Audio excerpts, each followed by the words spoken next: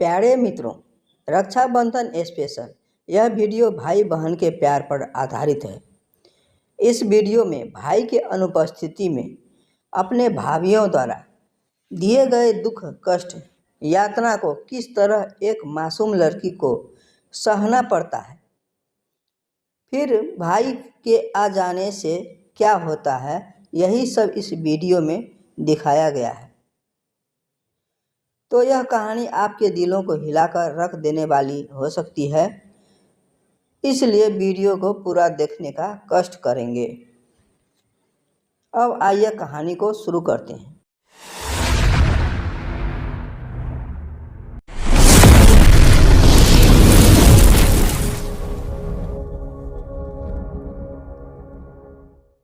मोहनपुर गांव में सुरेंद्र देव नाम का एक किसान रहता था, जिसके पत्नी के अलावा 5 बेटा और एक सबसे छोटी बेटी प्यारी भी थी। 5 बेटों के बाद बेटी के घर में आने से सभी बहुत खुश हुआ था और उससे बहुत प्यार करता था, इसलिए उन्होंने बड़े प्यार से बेटी का नाम प्यारी रखा।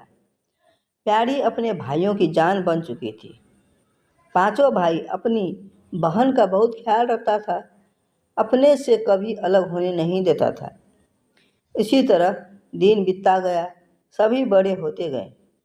प्यारी अभी भी एक राजकुमारी की तरह पल बढ़ रही थी। सुरेंद्र के पास ज़्यादा खेती बाड़ी तो थी नहीं, इसलिए जैसे तैसे घर का खर्चा चला जा रहा था। अब सुरेंद्र ने 5 भाइयों का विवाह कर दिया। घर में ज़्यादा बड़ा परिवार हो जाने से घर की आर्थिक स्थिति पहले से और ज़्यादा खराब होने लगा था। सुरेंद्र और उसके पत्नी दिन रात मेहनत करने से उन लोगों की तबीयत खराब रहने लगा और एक दिन अपने बच्चों को छोड़ इस दुनिया से चल बसे। अब घर का सारा जिम्मेवारी 5 भाइयों के कंधे पर आ गया। थोड़ा बहुत जो खेती बाड़ी थी वो अभी माता पिता के इलाज में बिक गया था। घर तो चलाना था, इसलिए एक दिन 5 भाई काम के सिलसिले में बाहर जाने का सोचा। सभी ने अपने पत्नियों से बोला कि हमारे बहन का अच्छे से ख्याल रखना, इसको किसी चीज़ की कमी नहीं होनी चाहिए। हम लोग पैसा कमाने के लिए शहर जा रहे हैं। 5 की पत्नियां बोली कि ठीक है। इसके बाद 5 भाई शहर की ओर चले गए। इधर भाइयों के जाने के कुछ ही दिन बाद प्यारी की भाभियों ने उससे बहुत काम करवाने लगी।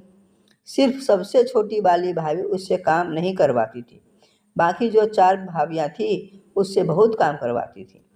एक दिन की बात है, बड़ी वाली भाभी ने कहा कि जाओ जंगल से लकड़ी लेकर आओ, तभी खाना बनेगा। प्यारी ने रस्सी मांगा।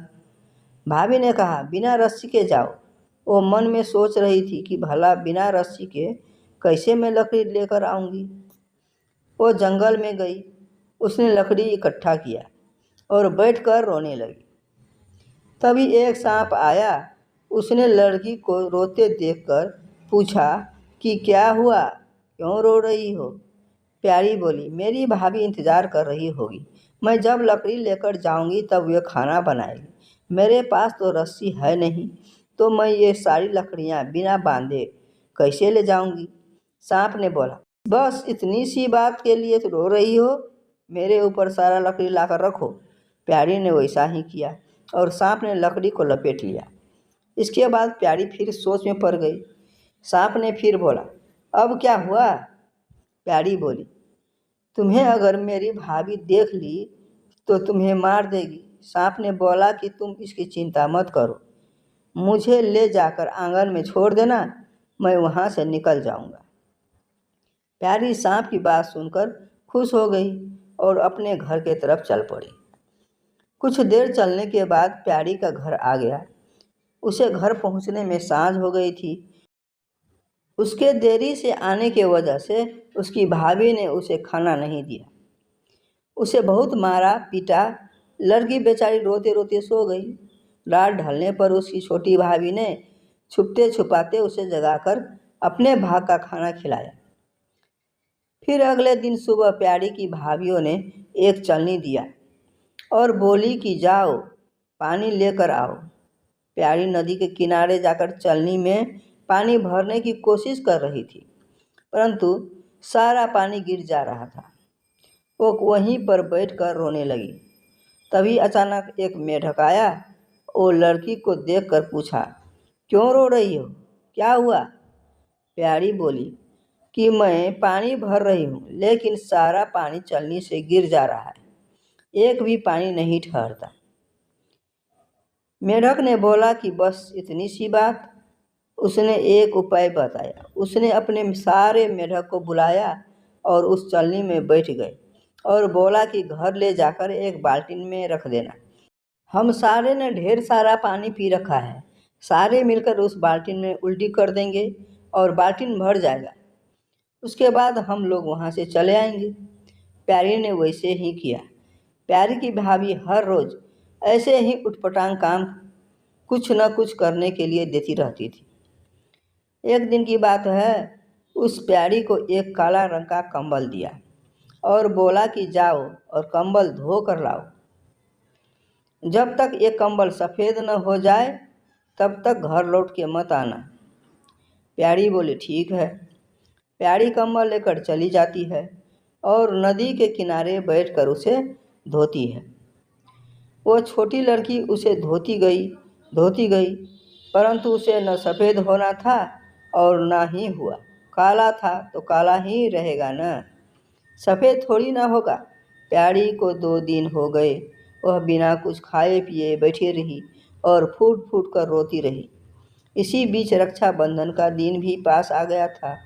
शहर गए 5 भाई आपस में सलाह विचार किया कि भाई परसों रक्षाबंधन है, हमारे पास कुछ धन भी इकट्ठा हो गया है, हमें घर चलना चाहिए। नहीं गए तो प्यारी बहना हमें कभी भी माफ़ नहीं करेगी, रो रो कर बुरा हाल कर लेगी। अपनी 5 भाई उसी दिन घर की ओर चल दिया। 5 भाई नदी के पास काले जंगल से होते हुए चला आ रहा था। आते आते 5 भाइयों को किसी लड़की के रोने की आवाज़ सुनाई दिया।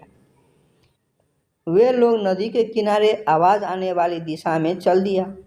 वहाँ अपने बहन को उस हालत में देखकर उन सभी भाइयों का दिमाग खराब हो गया और पूछा कि बहन, ये हालत किसने किया?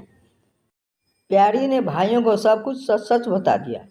इसके बाद 5 भाइयों ने बहन को साथ लेकर घर गए और बहन को बाहर ही कहीं छुपा दिया और बोला, जब तक हम में से कोई न आए यहाँ से कहीं मत जाना। इसके बाद वो घर के अंदर चले जाते हैं। सारी पत्नियाँ अपने पति को देखकर इतनी खुश होती है कि बस पूछो मत। कोई पानी लेकर आती है तो कोई पंखे से हवा करती है, कोई चाय बना कर लाती है। तभी एक भाई बोला कि मेरी बहना कहाँ है, दिखाई नहीं दे रही है। एक भाभी बोलती है, यहीं पर कहीं खेल रही होगी। तुरंत दूसरी भाभी बोली, अभी अभी तो दूध भात खाकर यहीं पर खेल रही थी। तभी एक की पत्नी बोली कि आप लोग पहले खाना खाइए, वो आ जाएगी। एक भाई बाहर जाता है और अपने बहन को अंदर लेकर आता है और अपनी पत्नी से पूछता है कि यही दूध भात खाई है? अगर खाई होती तो ये हालत नहीं रहती। मेरी बहन की क्या हालत हो गई है? 2 दिन से भूखी प्यासी नदी किनारे बैठकर रोए जा रही थी। सभी की पत्नियां कुछ नहीं बोलती है।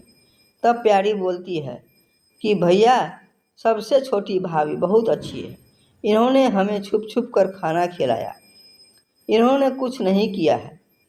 बाकी सारी भाभी ने बहुत सताया और भूखे प्यासे रखकर काम करवाया है। सारे भाइयों ने मिलकर अपने अपने पत्नियों को घर से बाहर निकाल दिया और सबसे छोटे भाई की पत्नी रह गई। उसके दूसरे दिन सभी ने मिलकर खुशी खुशी रक्षाबंधन का त्यौहार बड़े धूमधाम से मनाया।